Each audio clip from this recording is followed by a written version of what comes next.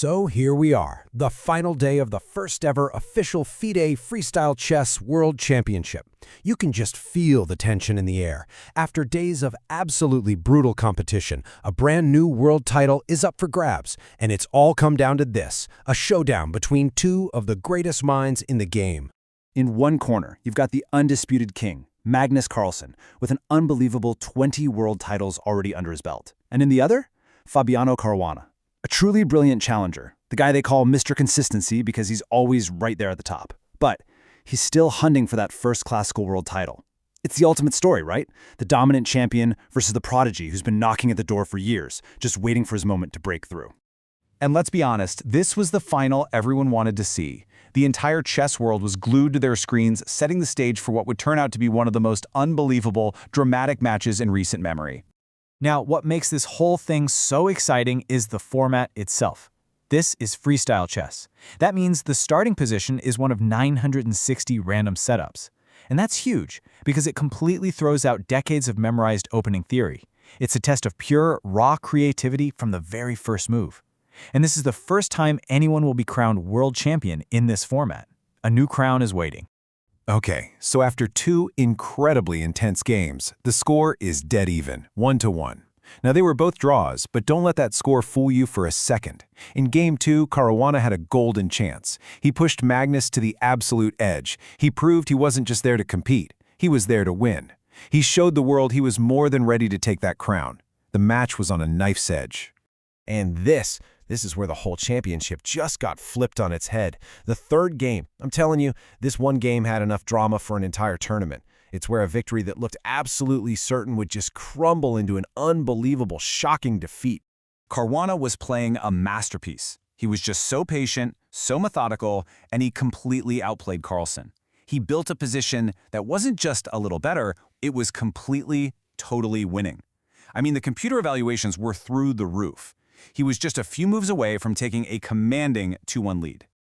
You could hear it in the commentators' voices. They knew how big this was.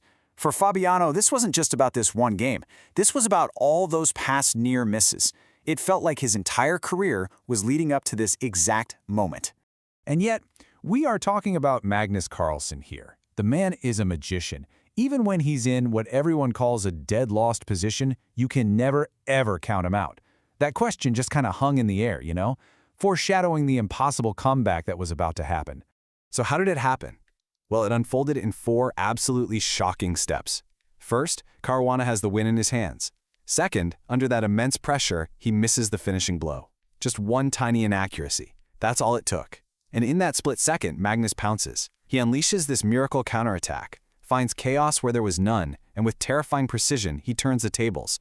Until suddenly, unbelievably, it was Caruana staring down a shocking checkmate. The disbelief in that room was just electric. You could feel it.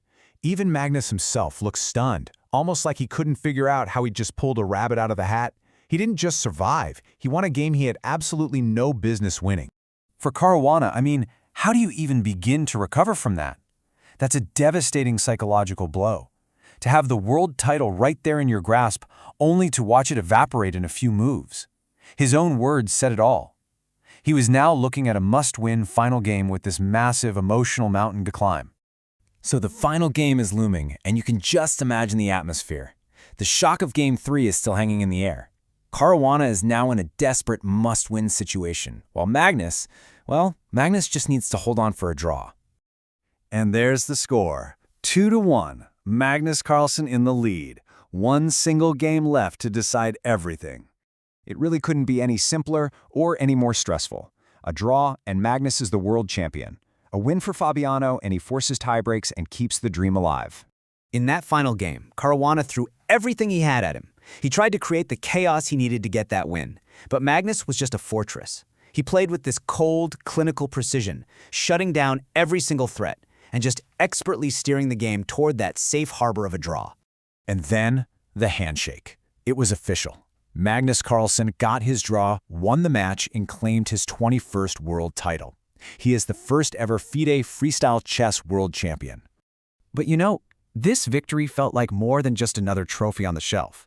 For Magnus, this was something else.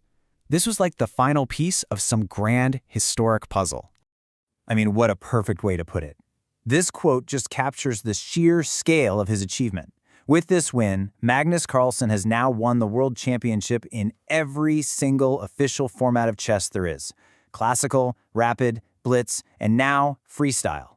He's basically conquered the entire chess universe. He's done it all. So after a comeback that was just frankly miraculous, and a career that is this dominant, you have to wonder if the conversation has changed. Is Magnus Carlsen not just the greatest chess player of all time, but maybe, just maybe, one of the greatest competitors in any sport ever?